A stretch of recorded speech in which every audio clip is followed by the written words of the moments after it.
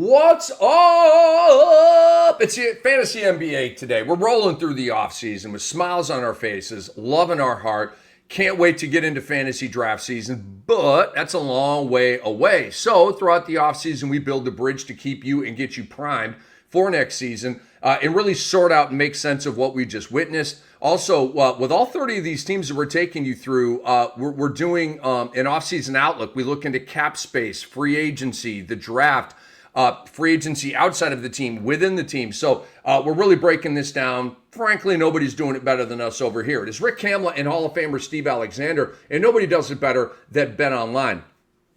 BetOnline is the world's most trusted betting platform, your number one source for all your sports betting action. With baseball season in full swing, we're deep into the NBA and NHL finals. BetOnline has more ways to stay in on the action with the latest odds, news, and scores, even live in-game betting when the games are being played, while they're being played. And we keep the dog days of summer rolling with the largest selection of odds on everything. BetOnline has updated odds on MLB, UFC, boxing, tennis, NFL futures. BetOnline remains the best online source for all your sports wagering info. And in between games, head on over to the BetOnline casino with all the top Vegas-style games, including poker and a live casino.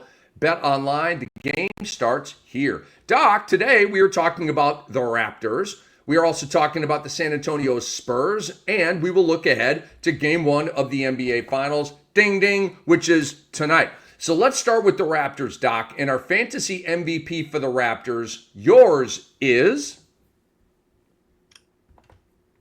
Well, I know it wasn't Emmanuel Quickly, and I don't think it was Scotty Barnes. Although Scotty Barnes played in 65 games, averaged 19 points, 8 boards, and 6 assists. That's pretty good. But he didn't live up to the hype. Like I thought Scotty Barnes was going to be better. I'm going to go with RJ Barrett because he was a pleasant surprise. The guy that we didn't think could do anything but score, averaged 21 points, 6 boards, 5.5 dimes, almost to steal a game.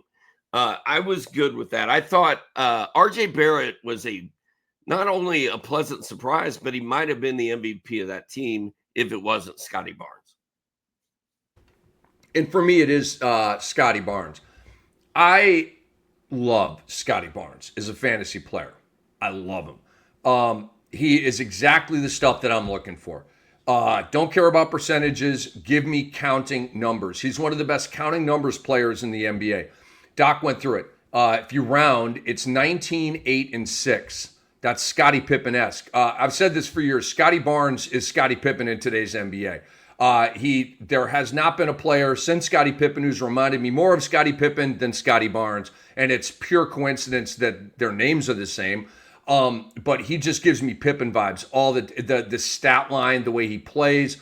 The box score loved Scottie Pippen, but Scotty Barnes, dude, last year 1 block per game, 1.4 steals per game, 1.2 threes per game, 65 games played. Doc, so he's a 1-1-1 guy. I love the 1-1-1 guys. He played through a thumb injury, which gets a lot of extra credit from me. He was playing at the end of the year, and the numbers were starting to suffer because he was playing hurt. And then they ultimately shut him down because of it. But he played for a good month or two with his thumb all jacked up, and I just appreciate that, especially on a team like Toronto that was going nowhere. Only Jamal Shead played more games for the Raptors last year, Doc. That's a trivia question for you. Who led the Raptors in games played last year? Outside of Toronto, okay, and their media and their hardcore fans, nobody knows that that's Jamal Shead. And hardcore fans probably be like, Scotty Barnes. You're like, no, it's Jamal Shead, bro. You're wrong. I just won the bar bet. Scotty Barnes next year for me, Doc, is going to be a target in the 3rd round. I am going to love Scotty Barnes as a 3rd round pick. And I'm talking about early 3rd, mid 3rd, late 3rd, like when I get to the 3rd, kind of like this year in WNBA in the 6-team ESPN sort of regular drafts with Kelsey Plum. Right. I have Kelsey Plum in every team outside of the sports ethos leagues because I talked her up too damn much, Doc, and everybody was aware and they overdrafted her, right? Now you see what she's doing. But Kelsey Plum is I don't care if I'm at the top of the second round or the end of the second round or the middle. I'm taking Kelsey Plum in this round. I feel the same way about Scotty Barnes in the third round next year. Will he be available in the third is the question. And I feel like, like I said, he was a little bit overdrafted this past season. And the overall numbers look better than I thought they would. I didn't realize he was at 1.4 steals, 1.0 blocks, and 8 rebounds, 6 and 6 assists, because it just felt like he wasn't playing as well last year as we thought he was going to. But he still, at the end of the day, the numbers added up, and he looks pretty good. But I was still, I was surprised by the play of RJ Barrett. So I'll stand by my MVP going to Barrett, but Barnes had a better year than I really thought he did. Who surprised you from the Toronto Raptors last year? Well, my MVP surprised me, RJ Barrett. I thought Grady Dick had a pretty good season. It wasn't fantasy friendly so much as it was he just played well. He scored some points and hit some threes. I was surprised that Ochai Agbaji did not do more, and I was surprised that Emmanuel Quickley only played in 33 games. I guess that's all. And I'm shocked to learn that Jamal Shed led the team in games played. Dude, if you asked me that question and gave me all day to answer it, I probably still wouldn't have come up with Jamal Shed unless I had a roster in front of me and went through every single name. Jamal Shed. So we are the Fantasy NBA today. He is Hall of Famer Steve Alexander. I'm Rick Kamla. Players who surprised me from the Raptors, RJ Barrett. He had been a pretty good PRA guy before. The previous year, he went 25-3 PRA. Pretty good. This year, 21-6-5. So up 1 point per game, 1 rebound per game, 2 assists per game. That's a hike. And he was 1.8 threes per game as well. I thought he had a heck of a year. He was a first half player. The second half, a lot of DNPs and that kind of thing. But 21-6-5. Is it duplicatable, if that's a word? Now with Brandon Ingram there, it's not. Wait a second. He's never going to play. Yeah, it's duplicatable. For replicatable, is that the better way to say Dude, that? I don't know what the right word is, but I know it's not duplicatable. Oh my gosh. I'm rocking with duplicatable, damn it. That's Put it on a t-shirt. It is a great word. Duplicatable. Repeatable? Is it repeatable? I think that's yeah. Can he do it again? I don't know. Semantics. All right. Anyway, so he surprised me. Dude, Jakob Poeltl. And so like you with the Scotty Barnes thing, right? Obviously I know Jakob Poeltl, the whole thing, right? But dude, I looked at his numbers and I was like, damn, bro.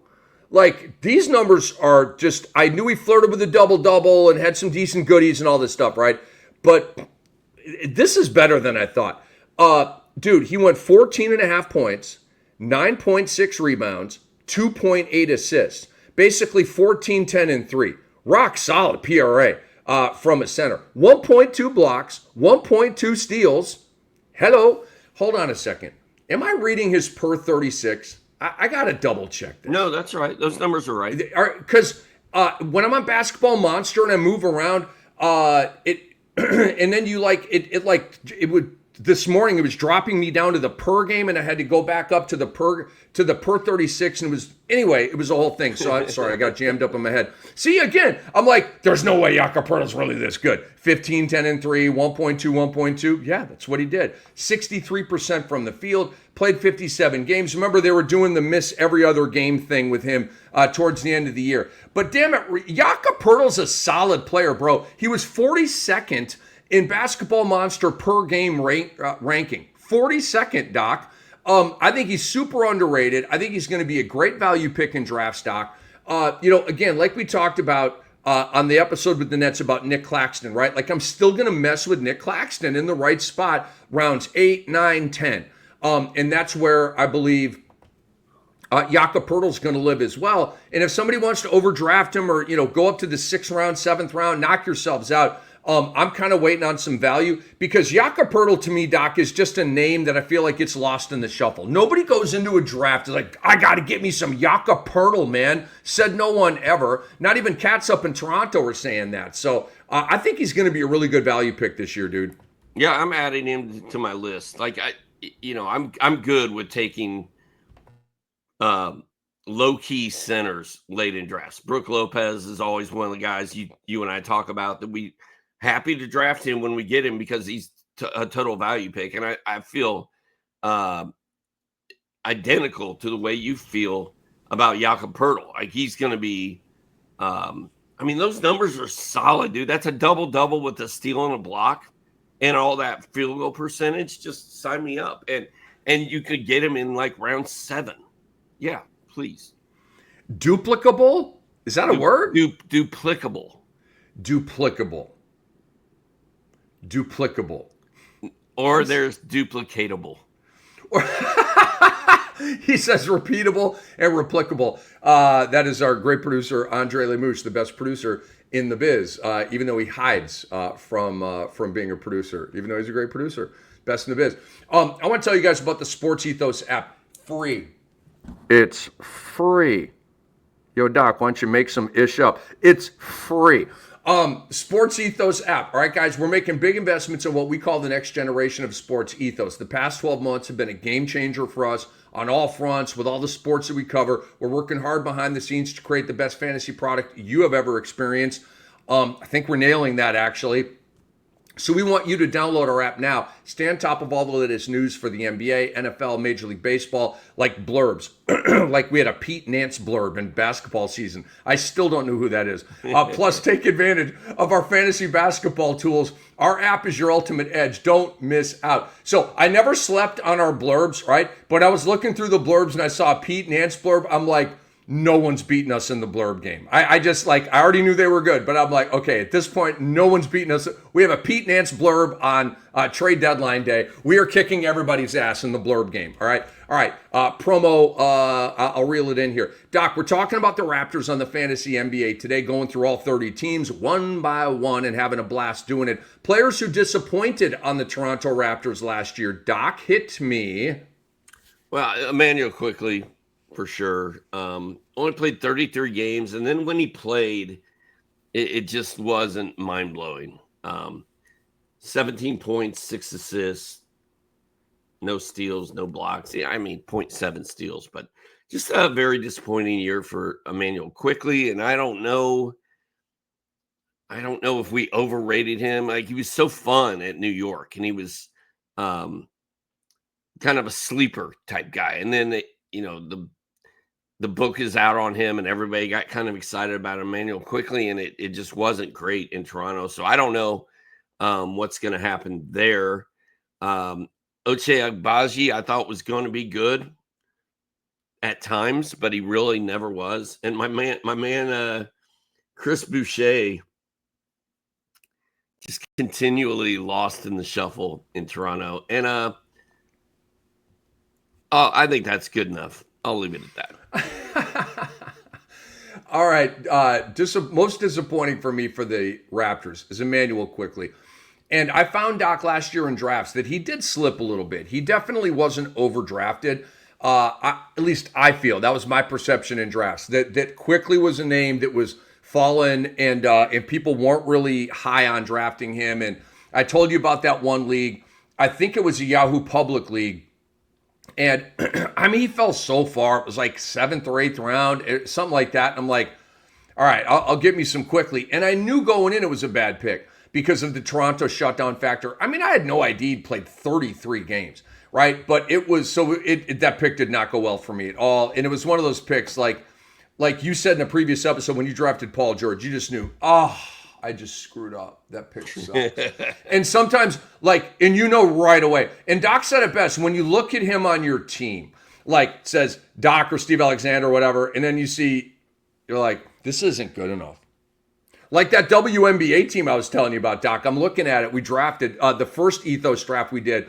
I just don't like my team, bro. I just don't. The draft didn't go my way. I was missing ladies at the spot. It just did. And then the next draft, with the Ethos draft we did, I felt like I just, I don't know about won it, but did really well because it went my way.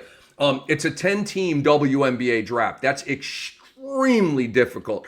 ESPN regular WNBA leagues are 6 teams, okay? So it's just a gigantic difference. Anyway, players are disappointed for me quickly. Doc, the stats are pretty good. 17 points, 6 assists, 2.6 threes, pretty good. I'm wondering, because I kind of had in my brain, now he did get shut down at the end of the previous year, right? But he did play 68 games that year. But he was shut down at the very end when Toronto was trying to accumulate some ping pong balls. So it's not like, dude, it's 2 years, like this LaMelo Ball never-ending thing. It's not that for quickly. It's one bad games played year. So he has a chance to turn that around. Now, if he does this again, okay, now you're going to fall on the I'll never draft you again list. I will mess around with Emmanuel quickly this year, Doc. It's got to be, pardon me, it's got to be as a value pick, though. I'm not reaching for him. I'm not drafting him at value. It's got to be a round or two. Wow, quickly still there? Okay, boom, I'm on it. It's got to be like that. But if that's the case, I think he can be a really nice value pick late in drafts.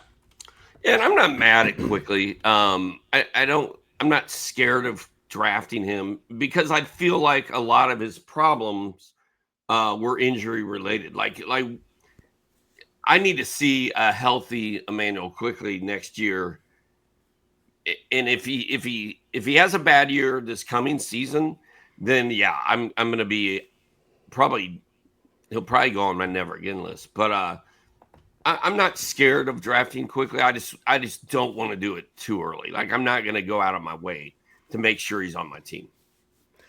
So the Raptors offseason outlook, Doc, they are projected to be over the salary cap. All right, they're projected to be $12.9 million over. So maybe trades, and I saw a rumor that that Giannis may be going to Toronto. Giannis ain't going to Toronto. Like he may be boys with Masai Ujiri. Masai Ujiri may want him badly. I don't really see that happening. But there's rumors about that. The Raptors could have a really, really sleepy, nobody cares offseason, or they could make a big move. I feel like they already made their big move, which was a terrible move, in trading for Brandon Ingram at the deadline. I feel like that was their 2025 free agency in that moment. And then, correct me if I'm wrong, they gave him a big bag of money, and he hasn't even played a game for them. Isn't that how that went? Like the Brandon Ingram thing is so like mysterious and like off in the distance for me. Like these details that I should know feel cryptic to me. So please help me out. Did they give him a bag? Like that's how sound asleep I am on Brandon Ingram. I mean, I don't care mode. As a guy who's covered the league for 30 years, and I love no sport more than this, I just don't care about Brandon Ingram. Why? Because he doesn't care about the game. He doesn't love the game. It bothers me. All right, Mad Dog rant over. Free agent stock. Chris Boucher and Garrett Temple are unrestricted free agents. That's about it.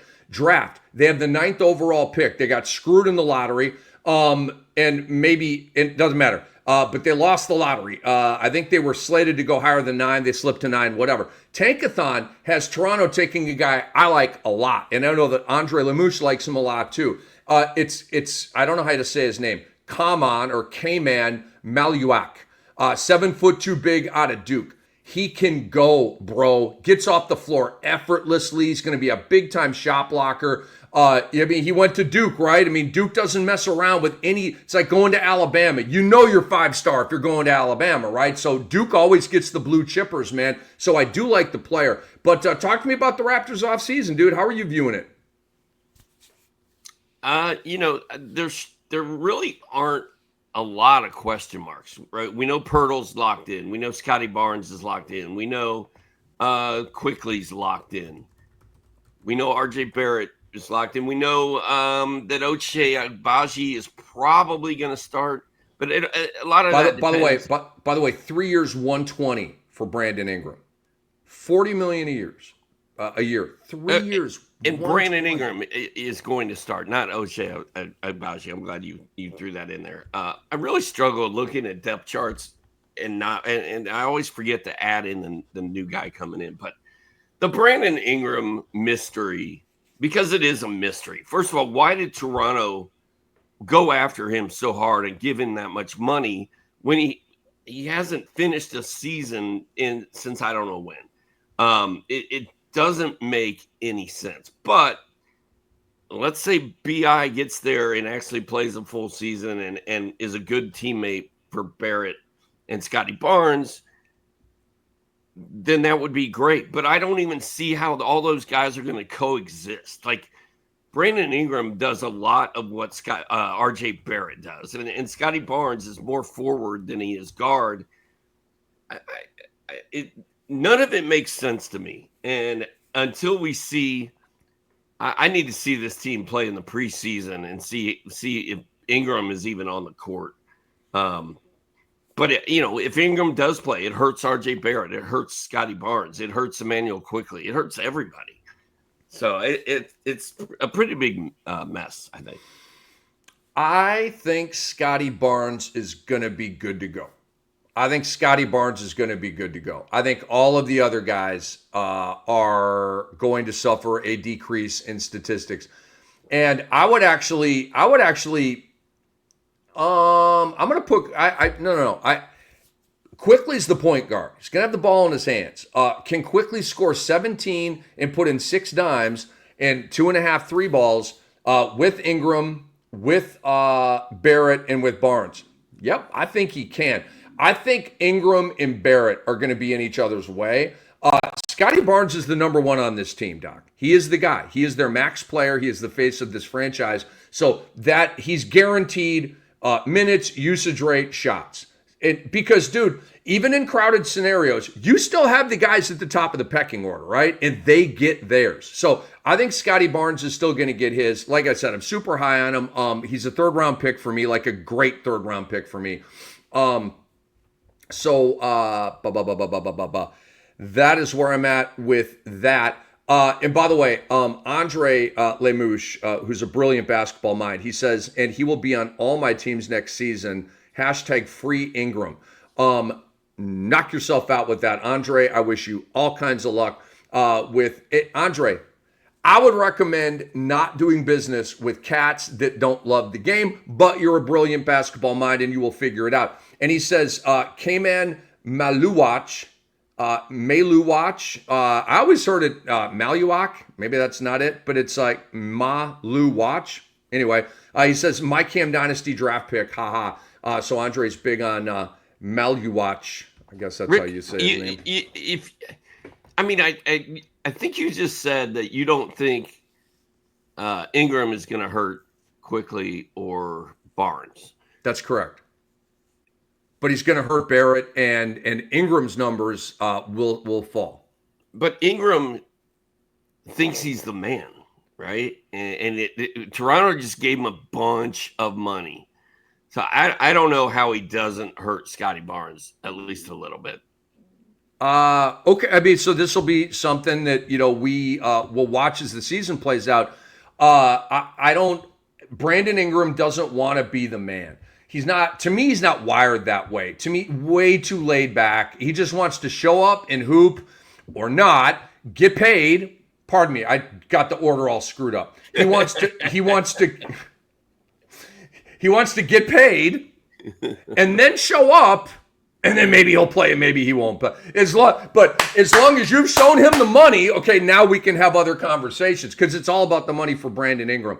And by the way, trepidation for Scotty Barnes and Emmanuel Quickly, to me, should also be diminished by the fact that Ingram's going to play half the season. This dude ain't playing more than 40 games. I mean, like, you can't, assume injury. You can with Brandon Ingram. Like Joel Embiid, Doc. Can we assume at least 30 DMPs next year for Joel Embiid? Can we just put that on the books right now? I mean, at this point, I'm wondering if Joel Embiid's even going to play. That's what I'm saying. Like, some of these guys, LaMelo Ball, what's the over-under on his games played? 40? Okay? Like, you just know how Paul George, we just know how it's going to go with these cats, man. So, Andre, everybody, knock yourself out with Brandon Ingram. I can tell, dude, if he's available in the 13th round, I'm not taking him. I just, it's not like I don't know him as a person. I don't like the basketball being that is Brandon Ingram. It's not the way I rock. Like, I used to be a pickle pooper, but I got that Mamba mentality over here. I know Doc's got the Mamba mentality. This dude is competitive, using a crying strategy on night one of week one of the Major League Baseball fantasy season. Like, this mofo right here got the Mamba mentality. Brandon Ingram? He didn't even know what it is, okay? All right, so Doc, let's move on to our last segment here for the Raptors, and it's players to watch. Who are you watching throughout the offseason and then heading into next year? I'm intrigued by Jacoby Walter. I kind of like him. Jonathan Mobo, I think, is a big one. And I think you're going to talk about Mobo.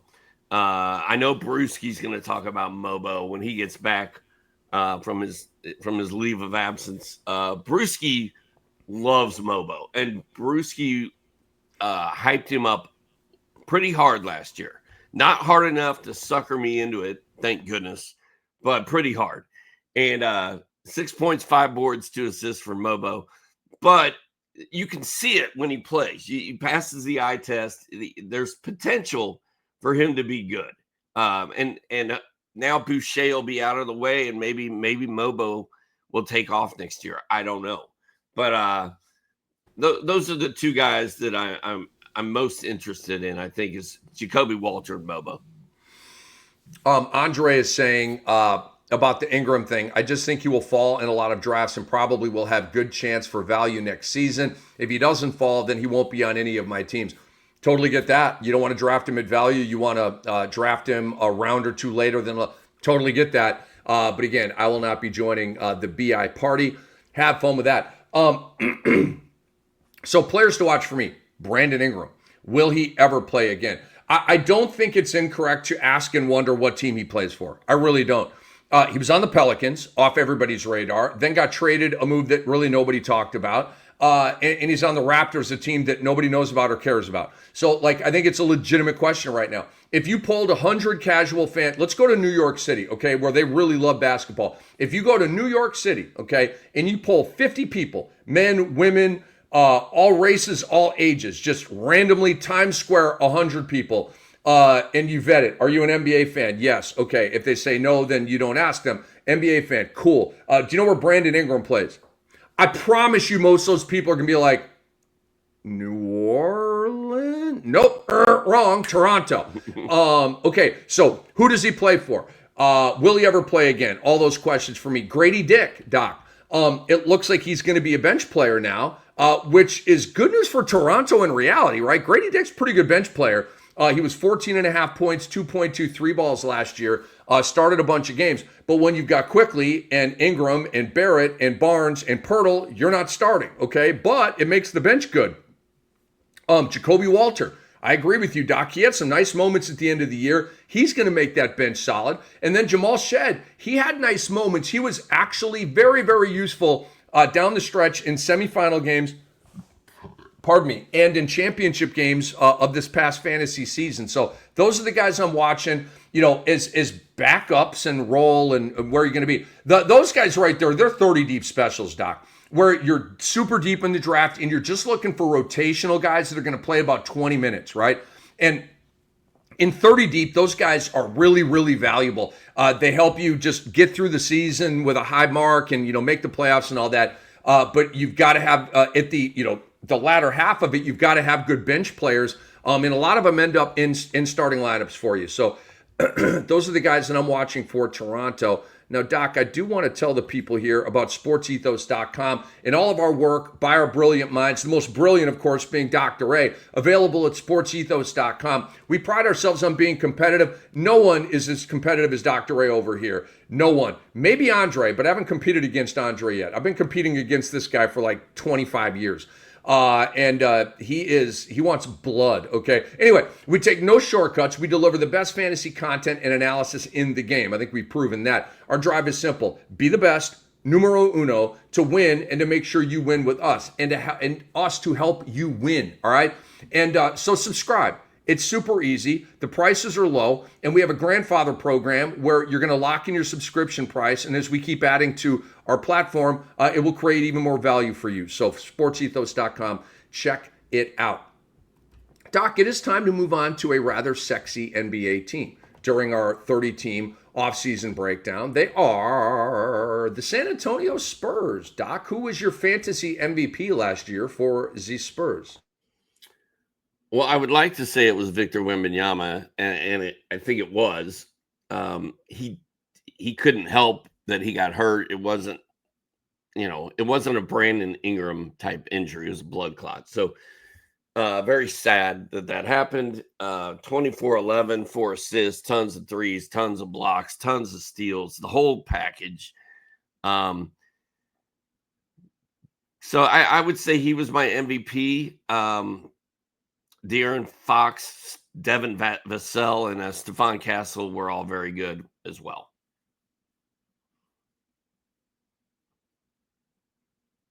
All right, Dr. Ray. I'm going with Stephon Castle. Stephon Castle won something last year. The Spurs didn't. Wemby didn't play enough games. He would have been Defensive Player of the Year, but he wasn't. Stephon Castle, to me, is their fantasy MVP. Couple of reasons. He wins Rookie of the Year, okay? It's literally the highlight of their season. He played 81 games, rock star. He started 47 games. And his season stat line, 14.7 points, 3.7 rebounds, 4.1 assists, 1.2 threes. Okay, good numbers. And to me, it just ran away with Rookie of the Year. It wasn't even a competition. Check out these numbers, Doc. When you dig into the splits on Stephon Castle, it gets really exciting. All right, post All-Star, Stephon Castle went 18, 5, and 5 with a steal and 1.3 threes, all in 28 minutes. That's very exciting to me. And check this out. Stephon Castle was literally a charger for championships last year. In 8 games in April, Doc, he went 19, 7, and 7. Okay, so the numbers just kept getting better and better and better and better. And this upcoming year, it's going to be Fox, Castle, and Vassell, probably with Harrison Barnes and Wemby. All right, and I cannot wait to see what Castle does with that group. He's going to be more of a blend-in role as opposed to like really being on the ball a lot because you're going to have Wemby and Fox. But I'm super intrigued about this upcoming season. All of the 14.7, 3.7, 4.1, that's all going up. Is he going to improve on like 19, 7, and 7? No. I think if he got that high, it would be like, oh my God, we have a real fantasy star in our hands. And Doc, you've been saying for a while here, you believe in like 2 years or whatever it is that Stephon Castle is going to be one of the it dudes. Yeah, I love Castle. And I do. I think he's going to be really, he's going to be fun. He's going to be really good. I need Harry Barnes and Chris Paul to get the hell out of the way. And Chris Paul will not be back. You're going to get half of your wish. Like, get Harry and Chris out of the way and let these kids play, man. Well, they're not going to do that, Doc, because Harrison Barnes started all 82 games. By the way, so did Chris Paul. As we move on to players who surprised, and it's very cut and dry. That's it for me. The fact that Chris Paul at 40-something played 82 games is remarkable. And he said coming into San Antonio, what was the quote? I'd rather die than not play, or if I'm not playing, I'm dying, or it was something like that, right? I love that about Chris Paul. He wants to start. He wants to play. He does not want to be shut down, for a team without Wemby and Fox. He wants to be out there every game. Like, how can you not love that, dude? That's love of the game. That's exactly what Brandon Ingram does not have, all right? And then Harrison Barnes started all 82 games, dude. Actually, I don't know that. I'm 99.9% sure. He did. I know that he started all. I know he played 82, but he started all 82. Chris Paul, I started the majority of them. I don't think he started 82 games. Chris Paul started all 82 as well? Yep. Okay, so then that adds to the surprise factor. I mean, does that surprise you that Chris Paul and Harrison Barnes started all 82 games last year? To me, that's surprising. It's actually shocking. De'Aaron Fox was on that team for 17 games. And they were starting Paul and Fox together. Like, Good point. Wild. Good point. So what surprised you on the Spurs last year? Or did I already ask you that, and was I the second guy to go on that? I don't know. What surprise? I mean, the fact that Harry Barnes started 82 games is surprising. 12 points, 4 boards, 2 assists, half a steal, no blocks. Ugh. Yeah. Ugh. That's tough. And then So subpar. Chris Paul's numbers were crap too. 9 points and 7 dimes. 1.3 steals. So, I mean, 7 dimes and a steal. I guess that's all right. But get those guys out of the way. Let the kids play. Surprising. I really wasn't surprised by much. These guys kind of did what they were supposed to do, right? So, yeah. All right, so who disappointed you? I'll get you cranked up on that segment. Keldon Johnson, your guy, is sort of fading away. In Back to the Future, when the pictures start fading away, when if they don't get this fixed soon, that it's the whatever. They will have never had sex, and you will have never existed, and then blah blah blah. Never had happened. So we got to get some nookie going on here, huh? Keldon Johnson is going in that direction, as in a way. I don't know about the rest of it, but I thought Zach Collins would do more for that team, but he only played in 36 games, and they were negligent. They didn't matter. And Zach Collins, when he was with the Bulls, was pretty meaningful. So, or did I get that backwards? No. Is he on the Bulls? No, he did nothing with San Antonio. He was traded to Chicago. Vooch got hurt, and Collins was a thing for a hot month or something like that. I look at the stat page when I should be looking at the depth chart page, and I look at the depth chart page when I should be looking at the stat page. I'm getting all hung up on myself here. I really wasn't very disappointed in any of these guys. Keldon Johnson was a bust. Harry Barnes was kind of a bust.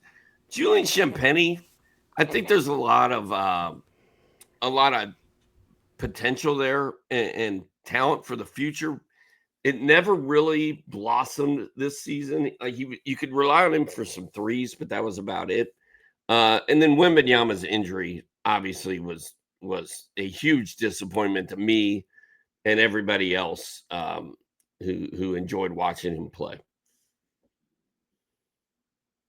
There was a lot of disappointment for me. Wemby playing the 46 games, super disappointing. But my God, the stat line: 24 and 11, 4 assists, 3.8 blocks, led the league, 1 steal, 3.1 threes. It's the best PRA in. It's the best fantasy gold in the history of the NBA.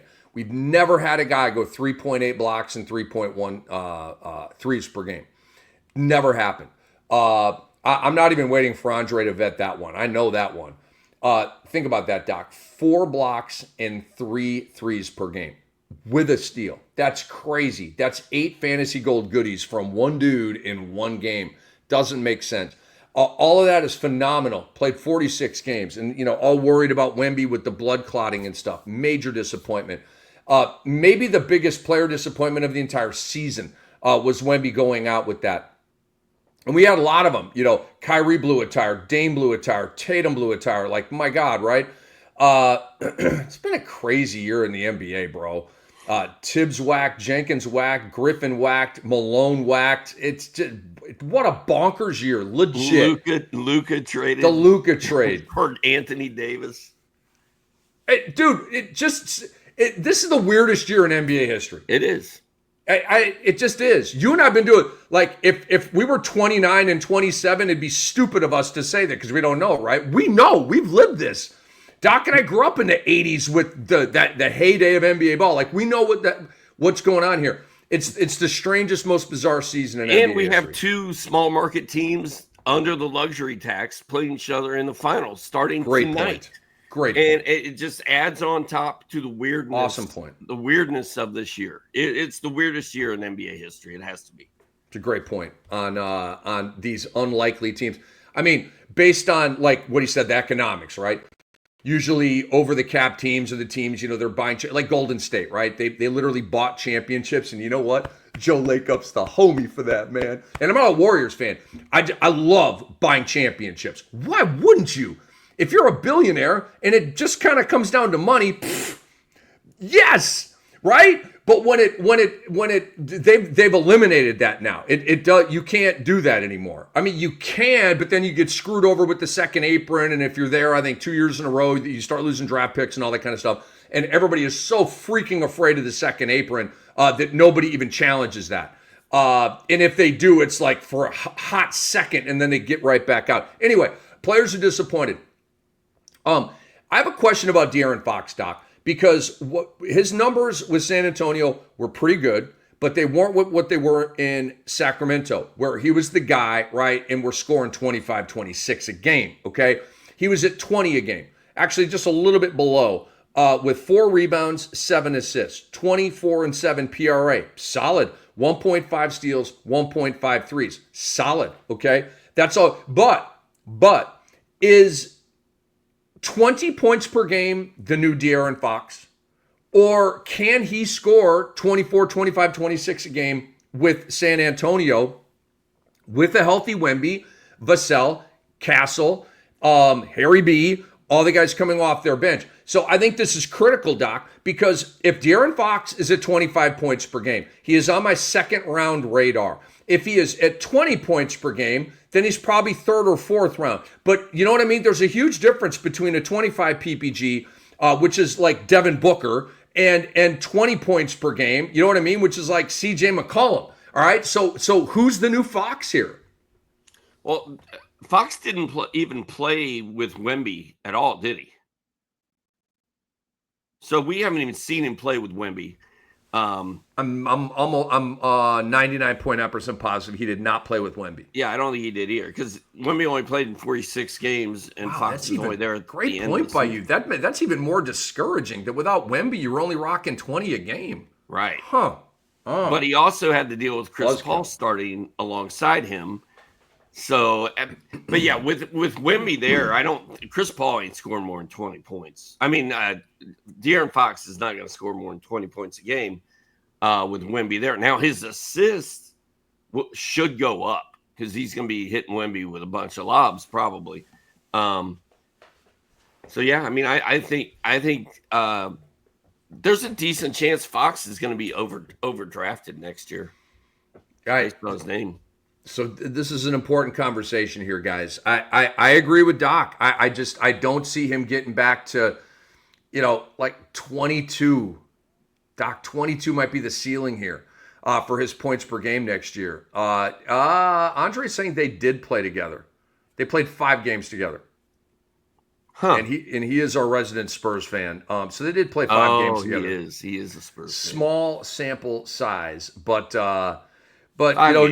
So then it was 12 games without Wemby, 5 games with him, and but it's still 20 points per game. But the key is next year, and Doc and I aren't seeing the same Fox that was in Sacramento. This is going to be a more sacrificial situation with the San Antonio Spurs, and that's going to drop his value. And I think Doc made a great point when he said Fox is probably going to be an overdrafted guy next year. I think that's bang on. Devin Vassell, frankly, disappointed me a little bit. 64 games, not good. 16, 4, and 3. All right. The fantasy gold was good. 1.3 steals and 2.5 threes. I was also disappointed by the Sohan situation, Doc. Good call. Right. I mean, Wemby goes out and he's still not starting, and he's coming off the bench. He went 11, 6, and 2 in 54 games played. I thought he was going to, he's a potential goodie guy as I look at him. A nice little package of threes, blocks, and steals if you groom him and play him. But San Antonio's gone kind of cold on him. San Antonio's gone cold on Keldon Johnson. He was once a thing. Now he's 13, 5, and 1 in 24 minutes off the bench. I mean, that's basically roster bubble-icious for me. I mean, because there's really not a lot of fantasy gold there. That's a waiver wire guy. And I think he's more talented than that. So that, to me, there was a lot of disappointment and sort of underperforming on this team. Yeah, listen to this, man. Devin Vassell. I love Devin Vassell's game. I think it's super fantasy friendly. He could be a fantasy star, especially if he could get his own team and have his own deal. But his games played throughout his career reads 62, 71, 38, 68, 64. That's 4 in the 60s. No, it's 3 in the 60s and 1 below 40. And 1 where he made it through 70 games. That's not good. And I don't care how good your fantasy stat set is. If you can't play, if you're going to miss 25 games every year like clockwork, I don't want you on my team. And I think that's where I'm at with Devin Vassell. Like, be careful with him because the numbers look great on paper usually, but he just misses tons of games. All right, Doc. So we are at offseason outlook here for San Antonio. The Spurs are projected to have a significant amount of cap space in the summer of 2025. Not as much as the Brooklyn Nets. They're at 55. They have the most cap space, but the Spurs, if they want, can be players. Free agents: Chris Paul, Sandro, Mamu Kilishvili.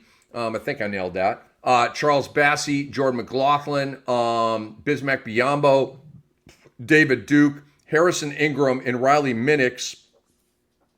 I didn't know who Riley Minix is. Literally never even seen that name before. Air Alamo. I got that intel from them. But they do have cap space. There's been a report to Chris Paul that the Spurs are not bringing him back, which is really smart. They don't need him. He no longer fits. So go to LA, Chris Paul, play with Bron, okay, and try to make a ring run with your boy. That if that doesn't happen, it's going to be like, why? He lives in LA. Anyway, that makes too much sense not to happen for me. Now, for the Spurs, Doc, for the draft, they go 2nd and they go 14th, all right? They have a very interesting decision with the number 2 pick. Tankathon.com has them taking Dylan Harper, the point guard. He's a combo guard, but he's more of a point guard. 6'5", 213. Big point guard, okay? Like a sexy prospect here. Dylan Harper, he went 19-4-4 in his freshman year at Rutgers. But do they need a combo guard? They've just jettisoned Chris Paul. You have Vassell, you have Fox, you have Castle, okay? You don't need Dylan Harper, okay? The other choice that they could go with is, why am I blanking on his name? Ace Bailey, the wing out of Rutgers, 6'8", 203. He's got a nice little block steal package, a little 3-and-D thing going on. He's a great prospect as well. Like, if I'm I don't necessarily agree with Tankathon.com right here. Why would San Antonio, like, is Dylan Harper such a better prospect than Ace Bailey? I don't think so. I think it's debatable between Harper and Bailey. So if I'm San Antonio, I may go. But here's the thing, but they're loaded on the wing too, Doc. You got Keldon, you got Champagny, you got Sohan, you got Vassell. Like, this is a loaded team, dude. Harry Barnes for one more year. But which way do you think they go here? Do you think, you don't have to talk to me too much about the player themselves, but do you think they go with the guard or the wing? Because that's going to be a huge decision for them. I'm not a draft expert, but I based on the fact that they have Stephon Castle and De'Aaron Fox, like, you don't need the combo guard. You're just, he's not going to play, and you still have Devin Vassell, like you said. So I don't see that working. I think they should take Ace Bailey. So I'm trying to look here. I'm looking at my depth chart to see if I forgot anybody. You know, they also have Malachi Branham, Blake Wesley, who their first round picks. 99% sure they're both first round picks that they've been grooming. So they're a part of this as well, although on the fringe, probably like third string guys. But San Antonio is so deep and loaded. I want this team to be healthy, Doc, so we can see what they can do, man, because the upside for the Spurs in reality, standings-wise, is immense. All right, players to watch. For me, Doc, for the Spurs, it's 2. It's Wemby. When is he cleared for basketball activities? When is he cleared for contact? And here's the report that I want to see. I want Shams or one of the San Antonio reporters to say, per team sources, Victor Wembanyama will not be restricted in any way this year. I don't know if we're going to get that report, but if we get that report, I'm going to bump him up to the number 1 pick in the draft. Okay, because that's the key for me. I'm not worried that he's not going to play again. I'm not worried about that. I'm worried about resting second of a back-to-back, a reduction in minutes because of the blood clotting. Those are the things I'm worried about that could buzzkill and just like wear us out in the regular season, okay? But if they say there's no restrictions at all, he is completely good to go, fully green-lit, he will shoot to number 1 on my board. Right now he's number 4. Giannis is another name. He's been kind of linked half-assly to, look that up, Doc. I don't think that's a word either, all right? Duplicatable, not a word. Half-assly, sounds like a hell of an adverb to me. I like it. But they've been half-assly linked to Giannis. It's unrealistic based on the package they would have to give up. And frankly, they don't even really need Giannis. But he's been linked to them. So players to watch for you for San Antonio. Well, I just kind of blacked out there for a second because I envisioned Giannis, De'Aaron Fox, and Wembanyama on the same team. Like that's a Western Conference All-Star team is what that is. And could they even, like, how would that work? That's kind of mind-blowing. Yeah, Wembanyama's number 1 on the watch list. I don't know that we're going to get that report that you're talking about. Like, I don't know that anybody in San Antonio is going to come out and say, oh, he's 100% good to go. He's going to play in all 82 games. I don't know that they're going to give us that intel, but it's going to be very hard not to take Wemby, number 1 or 2 with Jokic. If he makes it through training camp and is fully healthy going into the preseason, like, I'm going to want Wembanyama on my team. You went over his numbers, like historically good and crazy. So yeah, I'm interested in that. I want to see how De'Aaron Fox plays with Wembanyama, and I want to see what his numbers look like with Wemby. And then I'm with you. I didn't mention Sohan as being disappointing for me, but I love Jeremy Sohan, and I feel like I don't like the way he's getting blended in with the rest of these guys. I think Sohan could be a very good player if he was in the right spot. I think Devin Vassell could be awesome if he was in the right spot. I think Keldon Johnson, he used to be kind of an elite scorer in the NBA, and these guys have all just kind of blended into the background for the Spurs now. And Julian Champagnie probably falls into that category as well. So that's some of the stuff that I'm thinking about. A part of the problem is the Spurs suctitude over the last few years. They've been very high in the draft. They're drafting all of these guys. And so now they've got like a crew. And that's good for them, but it's bad for those guys individually. So let's move on to the NBA Finals. Doc, game 1 is tonight. It's finally here. Our wait is over. OKC is -9. Pre-game, Doc, I am on OKC -9. I don't love the number, but I have some statistics that are going to support this number. I'm also going to live bet this one, okay? And I want to get into my thinking here. So I'm going to anchor myself to OKC -9, and then I'm going to play it out live betting, all right? And to me, -9, Vegas is telling us this is going to be a blowout, all right? So live betting, it's on us to sniff out when we know for sure that it's a blowout and that OKC is going to run away and that Indiana is going to pack it in and go for game 2, all right? It could be sometime in the first quarter. All of that Cleveland-Miami game where Cleveland beat them by 800 points. That shit was over in the first quarter, okay? That's when you needed to hit the live betting. That might happen tonight, okay? Or Indiana may have other ideas and hang and challenge, and then maybe the OKC eruption happens late third. That's why I call it working the game. If you're going to live bet, you can't have friends over and be drinking and then let me just play. No, you got to lock in, like alone, and work the game, like I'm going to be doing tonight. So the line says this game's going to get out of hand. So pick the moment of truth when you know, yep, it's out of hand right now officially, and then bang it, okay? So, Doc, let me give you some numbers here. on this. I want to run you through OKC at home in these playoffs. Dude, this is one of the biggest at-home playoff juggernauts I've ever seen. They smoke Memphis 131-80. They smoke Memphis 118-99. They lose game 1 to Denver, Doc, 119-121. Only L at home in the playoffs. Then they beat Denver 149-106. All right. Then they beat Denver 112-105 in the second most competitive home game. Okay. And it was a 7-point win. Then they smoked Denver in game 7, 125-93. Check out these numbers against Minnesota, dude.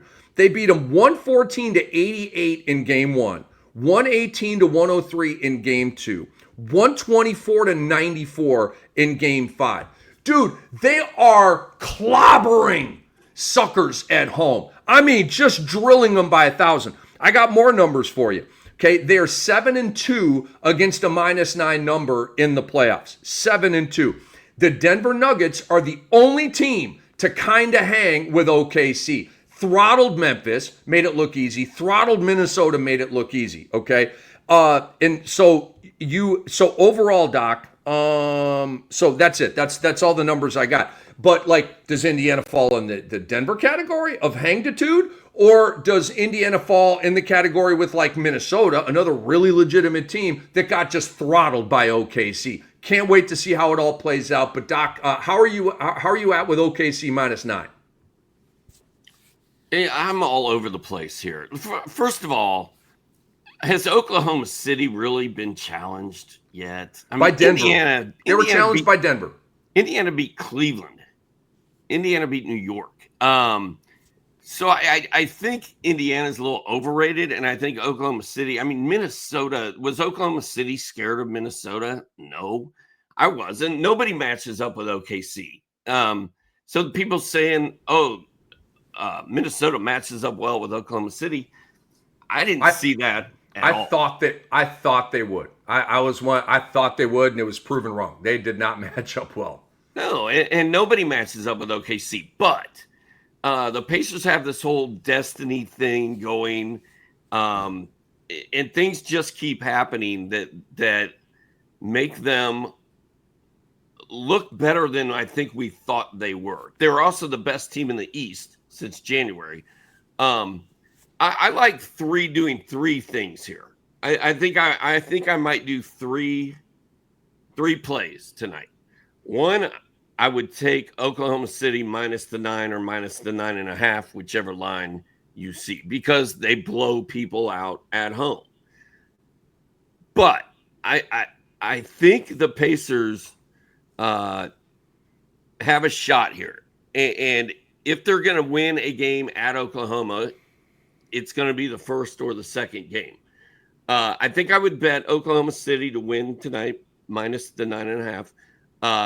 But I would also do these bets. I'm going to do these bets. I think Oklahoma City is going to win 4-2 in this series. I think it's going to be 4-2. And if you bet on that exact series result, I think it's plus 400 if you're right. I like that bet.